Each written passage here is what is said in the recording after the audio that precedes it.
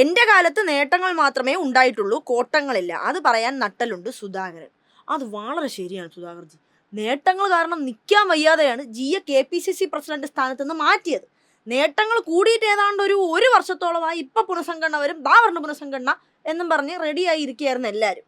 ആകാശം ഇടിഞ്ഞു വീണാലും പ്രസിഡന്റ് സ്ഥാനത്ത് നിന്ന് ഞാൻ മാറൂല എന്ന് കരഞ്ഞു പറഞ്ഞിരുന്ന ആളാണ് ഇപ്പം കുത്തിരി പിടിച്ച് വെളിയിൽ തള്ളിയപ്പം ഇരുന്ന് ഈ ഡയലോഗൊക്കെ വിടുന്നത്.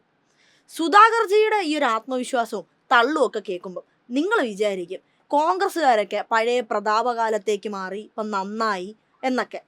പക്ഷെ അത് വിചാരിക്കാൻ വരട്ടെ, ജിയെ അങ്ങോട്ട് മാറ്റേണ്ട താമസം ബാക്കി ഒരു ലോഡ് ഗ്രൂപ്പുകളുണ്ടല്ലോ, ആ ഗ്രൂപ്പ് അംഗങ്ങളെല്ലാം ഓരോരോ ഗ്രൂപ്പ് വിഷയങ്ങൾ പറഞ്ഞ് തമ്മിത്തല്ലാൻ തുടങ്ങി. ആന്റണി പ്രസിഡന്റ് ആവാൻ വേണ്ടി ഉടുപ്പ് തച്ചിരുന്ന വിവരം നിങ്ങൾക്ക് എല്ലാവർക്കും അറിയാമല്ലോ. ആന്റോയെ വെട്ടി വെയിലത്ത് നിർത്തിയതോടെ കോൺഗ്രസിലെ ഉപജാപക സംഘമാണ് എന്നെ പോലുള്ള മാന്യന്മാരെ വെട്ടുന്നതെന്നും പറഞ്ഞ് ആന്റണി പരസ്യമായി തന്നെ ഒരു ഫേസ്ബുക്ക് പോസ്റ്റ് അങ്ങിട്ടു. ഈ ഉപജാപക സംഘം എല്ലാവരെയും വെട്ടും, വെട്ടലാണ് ഇവരെ മെയിൻ. ഇപ്പോഴത്തെ പ്രസിഡന്റ് സണ്ണി ജോസഫിനെ അവർ വെട്ടും, പാവം എൻ്റെ സണ്ണി ജോസഫിന് ഗതി വന്നല്ലോ എന്നൊക്കെയാണ് ഫേസ്ബുക്ക് പോസ്റ്റിൽ പറയണം. വെട്ട് കിട്ടിയതിൽ പുള്ളിക്ക് വിഷമൊന്നുമില്ലെന്ന് പോസ്റ്റിന് 2 വരി വായിക്കുമ്പോൾ തന്നെ സാധാരണക്കാർക്ക് മനസ്സിലാവും.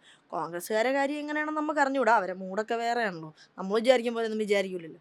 അങ്ങനെ സുധാകർജിയുടെ തള്ളും ആന്റണിയുടെ കരച്ചിലും ഒരു വശത്ത്, സുധാകർജിയെ മാറ്റിയതിൽ പ്രതിഷേധിച്ച് കോൺഗ്രസ് ഗ്രൂപ്പുകാരുടെ പ്രോസ്റ്റർ പ്രതിഷേധ മഹാമഹം മറുവശത്ത്.